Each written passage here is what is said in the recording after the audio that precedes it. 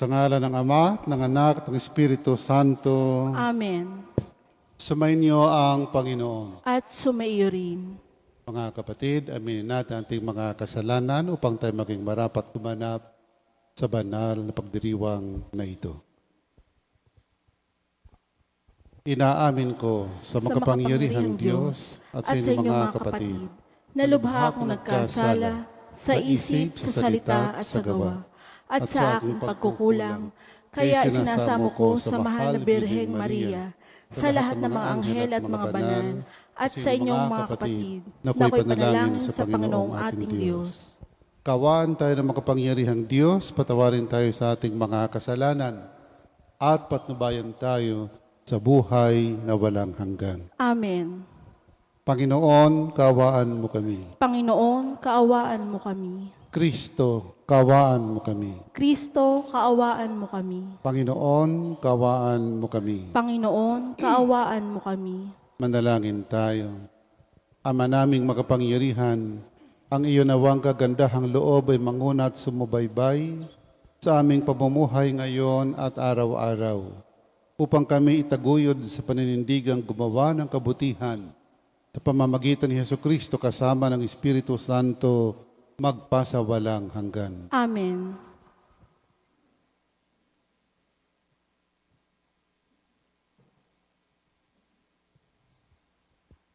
Pagbasa mula sa sulat ni Apostol San Pablo sa mga taga-Galacia.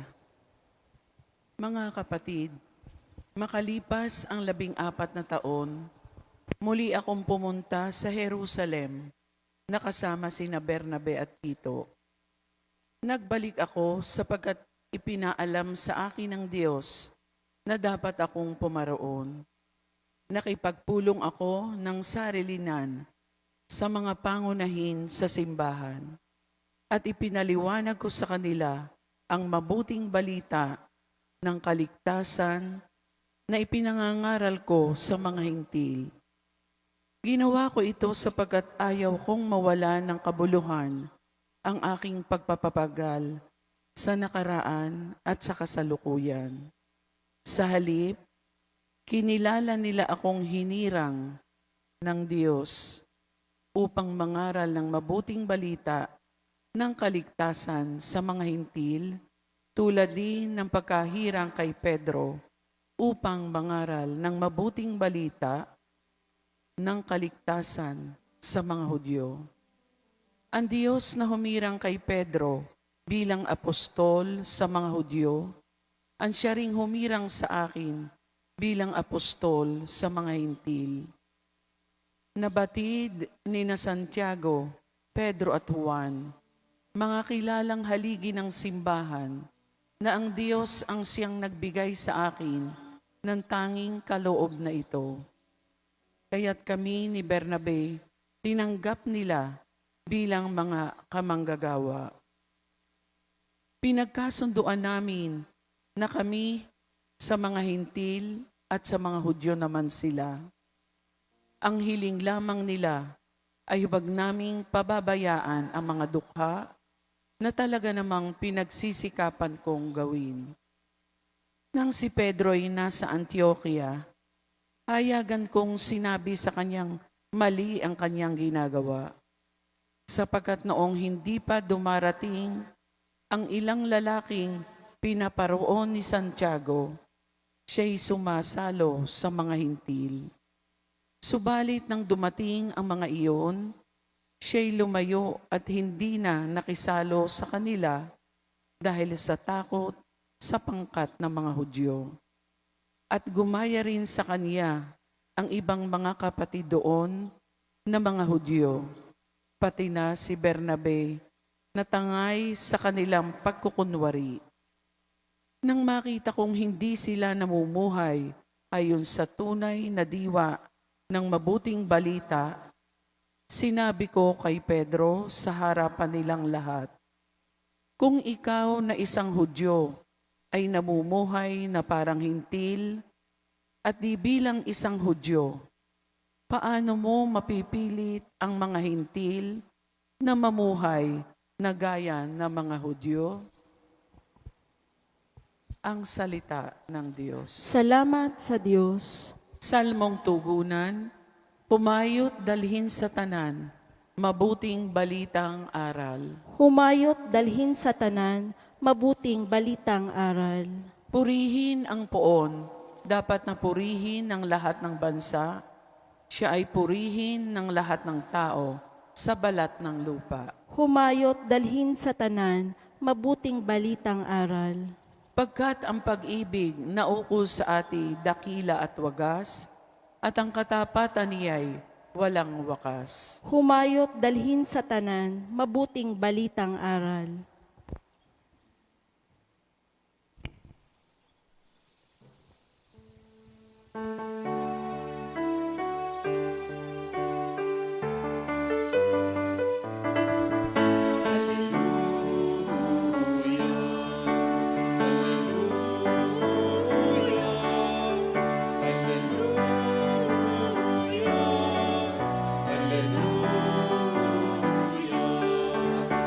Espiritu ng Diyos Ama ay siyang ating tinanggap, ng Diyos Ama ay matawag. Alleluia, Alleluia,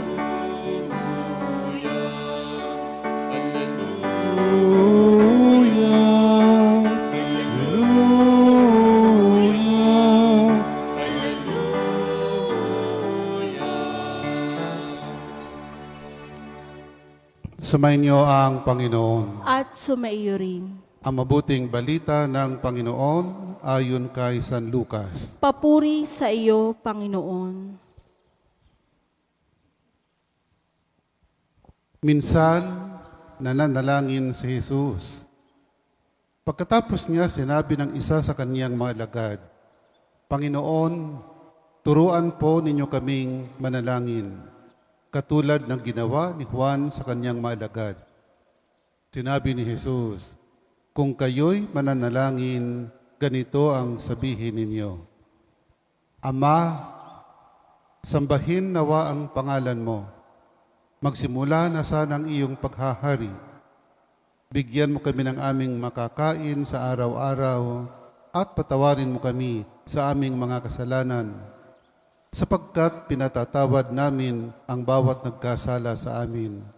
At huwag mo kaming iharap sa mahigpit na pagsubok.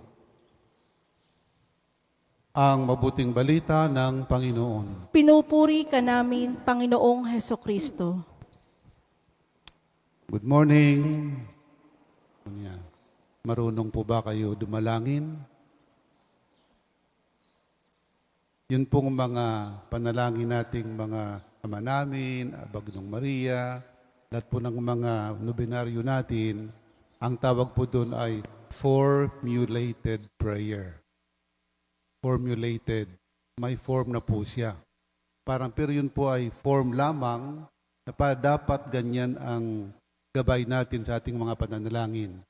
Tulad po ng binibigay ng Panginoon ngayong umaga, ganito kayo dapat manalangin, yun pong ating Ama namin. Ibig sabihin, ganito dapat kayo dumalangin. Pero ibig sabihin, hindi lang ito ang dapat natin laging nire-recite. Nung si Kristo'y nakikita ng mga tao, ng mga apostoles, at the end of the day, every day, di po ba siya pag nangangaral, naggagawa ng mga milagro, at the end of the day, lagi siyang pumupunta sa isang lugar, sa ilang, isolated, upang dumalangin. At nakikita ng mga apostoles na nag-iiba ang kanyang anyo. Nag-iiba ang kanyang anyo every time na siya'y dumadalangin. Kaya ngayon, tinatanong ng mga apostoles, pwede po ba niyo kami turuan manalangin?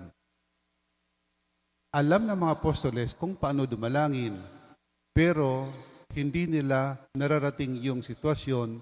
Pag sila'y dumadalangin, parang nag-iibang anyo rin. Ibig sabihin, sapagkat maaring hindi nila talaga natatanto kung anong tunay na diwa ng panalangin. Ang panalangin ay hindi lang po yung pagdadasal. Ang panalangin is to make yourself one with the Lord. Pag ikaw po ay usal lamang ng usal ng mga salita, dasal ng dasal, pero ang isip at puso ay wala naman, hindi mo maiuugnay ang iyong sarili sa Diyos. Ang prayer po is union with God. Kaya nga si Kristo, tuwing siya dumadalangin, it's so holy na ramdam ng mga apostoles kung paanong iniuugnay ni Kristo ang kanyang sarili sa Diyos Ama. So kung ikaw ay dumadalangin at napakarami mga isipin sa buhay, kung minsan ay hindi mo na-achieve yung tunay na panalangin. Kaya lahat po ng ating mga simbahan ay ganito. No? Kaya nagtataka bakit mga simbahan natin ay makakapal ang dingding, matataas ang bintana. No? Yung unang panahon, mga simbahan kasi ngayon hindi na eh. Ibang simbahan noon, iba ngayon. Yung pagpasok ninyo rito, wala na kayong ibang makikita kundi yung altar. Ibig sabihin, nakafocus na kayo kaagad doon. Sapagkat ganito dapat, nakafocus ka sa ating Panginoong Diyos. Wala nang distraksyon. Yung ibang mga chapel ngayon, nasa tabi ng kalye. May chapel pa sa ibaan, sa tabi ng kulungan ng baboy. Mga bintana, kaliwat kanan, bukas. Tapos pagpasok mo, hindi ka makakapanalangin sapagkat napakaraming distraction. How are you able to unite with the Lord with all the distractions around you? Kaya si Kristo laging pumipili ng isang lugar, umaakyat sa bulubundukin upang dumalangin. At doon nakikita ng mga apostoles yung pagbabagong anyo ni Kristo. Iba. Ganyan din po nangyayari sa inyo. Ang taong madasalin, hindi yung dasal na formulated prayer, ang tunay na madasalin, in the real sense of the word, marunong dumalangin, gumaganda. Nakapunta na ba kayo sa kumbento ng mga Pink Sisters? Mga Pink Sisters? Hindi pa, pumunta kayo. Lahat ng mga madre doon, mukhang magaganda sila. Dahil parang ang sarap nilang tingnan habang sila ay nagdadasal. Hindi nila alam na nakikita sila ng mga tao. Sapagkat iba yung kanilang upuan, iba yung upuan ng mga tao, pero nakikita sila ng mga tao, hindi nila nakikita yung mga tao. Sa tingin ko, lahat sila magaganda. Dahil parang ang sarap nilang magdasal. So ganito po dapat tayo magdasal. Yung iniuugnay mo, you enter into the presence of the Lord. Kaya nga sa tuwing mga invocations natin, ang lagi nating pasimula ay ilagay po natin ang ating sarili sa presensya ng Diyos. Yun po ang prayer. 4 po na uri ang panalangin sa ating katesismo. No? Review lang po tayo ng konti. Ang unang uri ng panalangin is a prayer of adoration and worship. Ang panalangin ay hindi puro hingi. Ang unang uri ng panalangin ay adoration. Pupunta ka, lalapit ka sa Diyos sapagkat gusto mong magpuri sa Diyos sa lahat ng mga biyayang kababalaghang ginawa niya sa iyong buhay. Pangalawa is prayer of contrition. Contrition, pagsisisi. Lalapit ka sa Diyos sapagkat ikaw ay nagsisisi. Pangatlo, lalapit ka sa Diyos sapagkat ikaw ay nagpapasalamat. Prayer of thanksgiving. At pang-apat, lalapit ka sa Diyos yung tinatawag nating prayer of supplication. Supplication or petition. Lalapit ka sa Diyos sapagkat ikaw ay mayroong gustong hilingin. Acts po yan eh. Adoration, contrition, thanksgiving, and supplication or petition. Kung inyo pong napapansin, tuwing kayong lalapit sa Diyos, ito yung ginagawa. Pero mas malimit, more often than not. Doon po sa 4, doon lagi tayo sa pang-4, sa petition, sa supplication. Hingi ng hingi. Dumadalangin sapagkat may hinihingi, may hinihingi, may hinihingi, may hinihingi. Nagpapasalamat naman, paminsan-minsan. Pag may mga examination, bar exam, board exam, ang dami humihingi ng panalangin. May nagpapamisa pa araw-araw for 1 month. Pag pumasa sa bar yan, pumasa sa board, magpapamisa minsan, magpipista, tapos wala na. Isang buwan, isang taong humingi, minsan lang nagpasalamat. So mga kapatid, inuulit ko po, ang panalangin ay hindi tuwing tayo ay may kailangan lamang sa Diyos. Una, tayo dibalangin sapagkat tayo po ay nagpupuri sa ating Panginoon. Nagpupuri. Dumadalangin tayo tuwing tayo nagkasala at nagsisisi sa ating mga kasalanan. Nananalangin din po tayo sapagkat po tayo ay nagpapasalamat. Hindi lang nagpupuri, kundi nagpapasalamat. Sa dinami-dami ng biyayang natanggap natin, magsimula sa buhay na hanggang ngayon tayo ay buhay pa, tayo po naman ay magpasalamat. Of course, hindi naman tayo nauubusan ng mga kahilingan sa ating Panginoon. Kailangan pa rin natin laging lumapit sa Diyos upang humingi. Hindi po masama ang humingi. Yun po'y panalangin din. Magpuri, magsisi, magpasalamat, at lumapit sa Diyos sa lahat ng ating mga kailangan. Sa ngalan ng Ama, ng Anak, ng Espiritu Santo. Amen. Manalangin tayo sa Amang nasa langit na mayroong ganap na pananalig sa Kanya. Ang atin pong itutugon sa bawat panalangin, Panginoon, dinggin mo ang aming panalangin. Ang aming panalangin.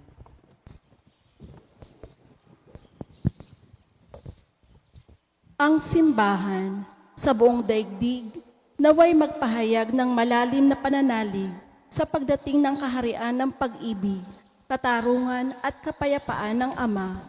Manalangin tayo sa Panginoon. Panginoon, dinggin mo ang aming panalangin. Sa gitna ng mga pagsubok sa buhay, naway patuloy tayong nagdarasal at hindi magpadaig sa anumang tukso. Manalangin tayo sa Panginoon. Panginoon, dinggin mo ang aming panalangin. Tayo naway magkaroon ng sapat na makakain sa araw-araw na pangangailangan at magkaroon ng dakilang puso upang patawarin ang ating mga kaaway.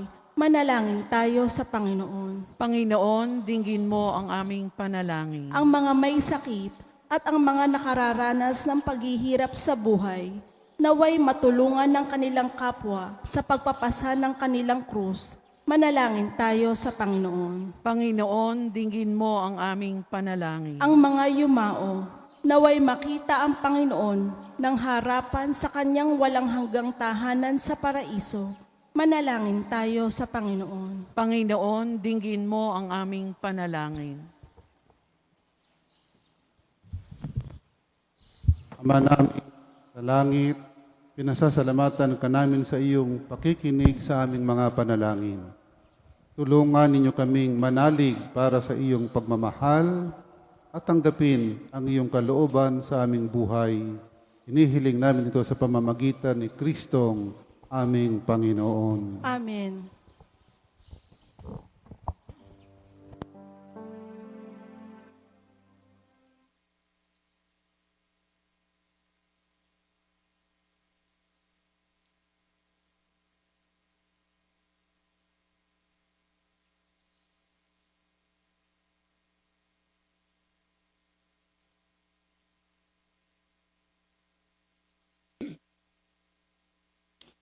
Kapuri-puri ka Diyos sa mga lumikha sa sanlibutan, sa iyong kagandahang loob, narito ang aming alay.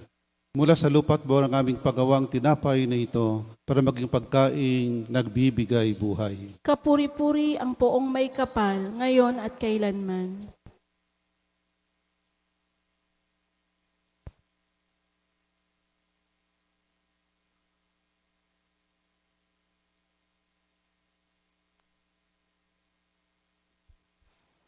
Kapuri-puri ka Diyos sa mga lumikha sa sanlibutan. Sa iyong kagandahang loob, narito ang aming alay. Mula sa katas ng ubas at buwan ng aming paggawa, ang alak na ito para maging inuming nagbibigay ng iyong Espiritu. Kapuri-puri ang poong may kapal, ngayon at kailanman.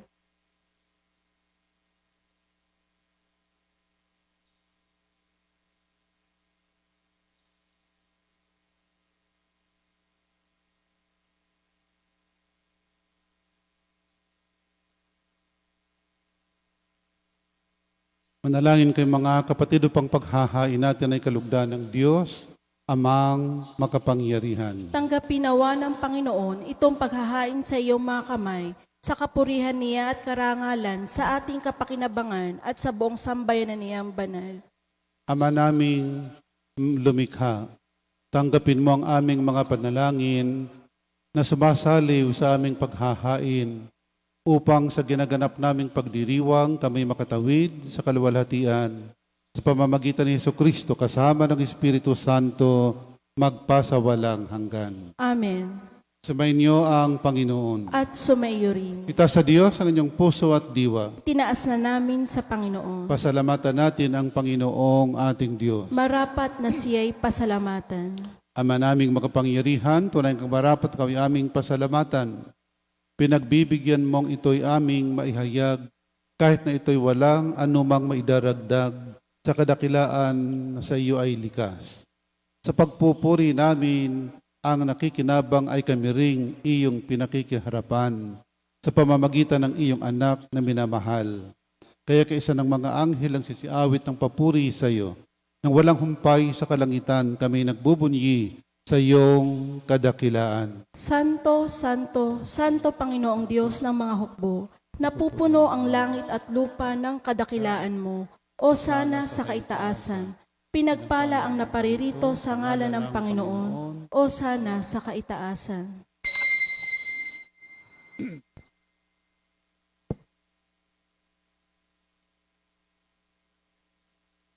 Ama naming banal, ikaw ang bukalang tanang kabanalan, kaya't sa pamamagitan ng Espiritu gawin mong banal ang makaloob na ito, upang para sa amin maging katawan at dugo ng aming Panginoong Hesukristo. Bago niya pinagtiis ang kusang loob na maging handog, hinawakan niyang tinapay, pinasalamatan kanya, pinaghati-hati niya yon, niabot sa kanyang malagad at sinabi, tanggapin ninyong lahat ito at kanin. Ito ang aking katawan na ihahandog para sa inyo.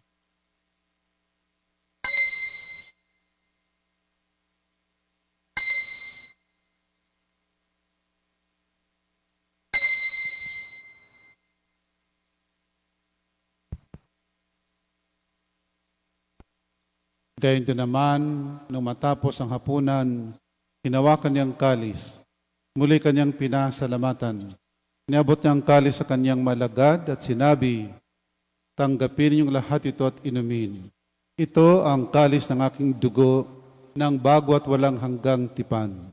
Ang aking dugo ni bubuhos para sa inyo at para sa lahat sa kapagpapatawad ng mga kasalanan.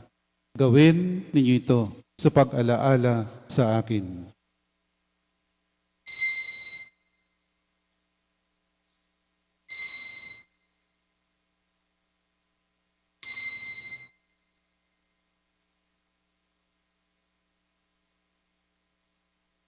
Ipagbunyi natin ang misteryo ng pananampalataya. Si Kristo'y namatay, si Kristo'y nabuhay, si Kristo'y babalik sa wakas ng panahon. Ama, ginagawa namin ngayon ng pag-aalala sa pagkamatay at muling pagkabuhay ng iyong anak. Kaya tiniaalay namin sa iyong tinapay na nagbibigay buhay at ang kalis na nagkakaloob ng kaligtasan. Kami nagpapasalamat dahil kami iyong minarapat at tumayo sa harap mo para maglingkod sa iyo. Isinasamo namin kaming magsasalo-salo sa katawan at dugo ni Kristo ay mabuklod sa pagkakaisa sa pamagitan ng Espiritu Santo. Ama, lingapin mo yung simbahang laganap sa buong daigdig. Puspusin mo kami sa pag-ibig. Kaysa ni Francisco naming Papa, ni Gilbert na aming obispo at ng Tanang Kaparian. Alalahanin mga kapatid naming nahimlay na may pag-asang sila'y muling mabubuhay. Gayon din ang lahat ng mga pumanaw. Kawaan mo sila at patuloyin sa iyong kaliwanagan. Kawaan pagindapatan kaming lahat na makasalo sa iyong buhay na walang wakas. Kaysa ng mahal na Birheng Maria na ina ng Diyos, kaysa ng poong San Jose na mga apostol at ng lahat ng mga banal na namuhay dito sa daigdig ng kalugod-lugod sa iyo. May pagdiwang nawa namin ang pagpupuri sa kararangal mo sa pamamagitan ng iyong anak na aming Panginoong Hesukristo. sa pamamagitan ni Kristo kasama niya at sa Kanya. Ang lahat ng parangal at papuri ay sa iyo, Diyos amang makapangyarihan, kasama ng Espiritu Santo, magpasawalang hanggan.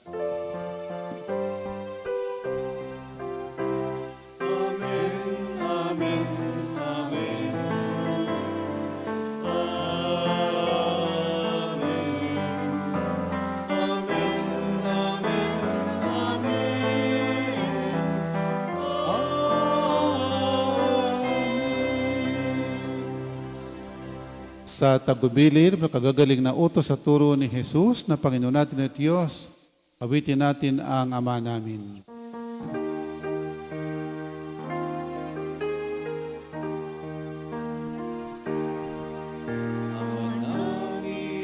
Sumasalangit ka, sambahin ang ngalan mo. Mapasa amin ang kaharian mo. Sundin ang loob mo dito sa lupa para nasa langit. Bigyan mo kami ngayon ng aming kakanin sa araw-araw. At patawarin mo kami sa aming mga sala para na magpapatawad kami sa nagkakasala sa amin. At huwag mo kaming ipahintulot sa gusto, iadya mo kami sa lahat ng masama. Hinihiling namin kami adya sa lahat ng masama. Pagkalooban ng kapayapaan araw-araw, iligtas sa kasalanan, at ilayo sa lahat ng kapahamakan, samantalang aming pinanabikan ng dakilang araw ng pagpapahayag ng tagapagligtas naming si Hesu Kristo. Sapagkat sa iyo ang kaharian at ang kapangyarihan at ang kapurihan magpakailanman. Amen. Panginoong Jesucristo, sinabi mo sa mga apostol, kapayapaan ang iniiwan ko sa inyo. Ang aking kapayapaan binibigay ko sa inyo. Tunghayan mo aming pananampalataya at huwag ang aming mga pagkakasala. Pagkalooban mo kami ng kapayapaan at pagkakaisa ayon sa iyong kalooban, kasama ng Espiritu Santo, magpasawalang hanggan. Amen. Ang kapayapaan ng Panginoon ay laging sumainyo. At sumaiyo rin. Magbigayan po tayo ng kapayapaan sa isa't isa. Peace be with you. Kordero ng Diyos na nag-aalis ng mga kasalanan ng sanlibutan, maawa ka sa amin. Kordero ng Diyos na nag-aalis ng mga kasalanan ng sanlibutan, maawa ka sa amin. Kordero ng Diyos na nag-aalis ng mga kasalanan ng sanlibutan, ipagkaloob mo sa amin ang kapayapaan.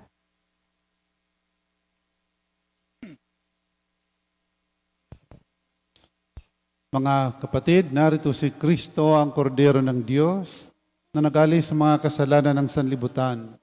Mapalad tayong nanyayahan sa Kanyang piging. Panginoon, hindi ako karapat-dapat na magpatuloy sa iyo, ngunit sa isang salita mo lamang ay gagaling na ako.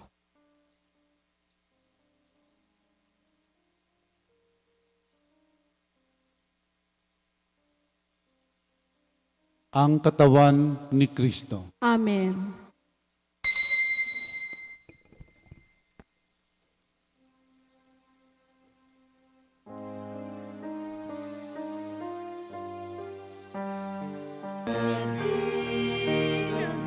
Naghihintay, kundi ang aking mapagpig, na ang loob mo'y siyang sinusundan.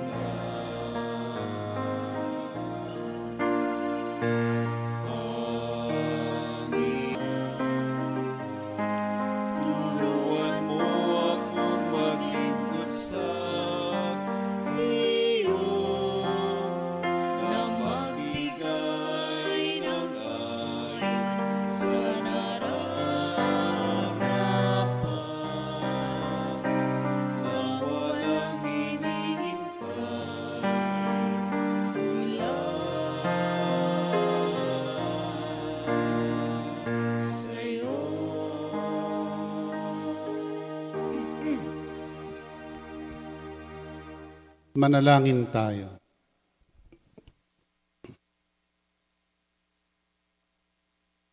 Ama naming mapagmahal, ngayon kami iyong pinapakinabang sa katawan at dugong banal.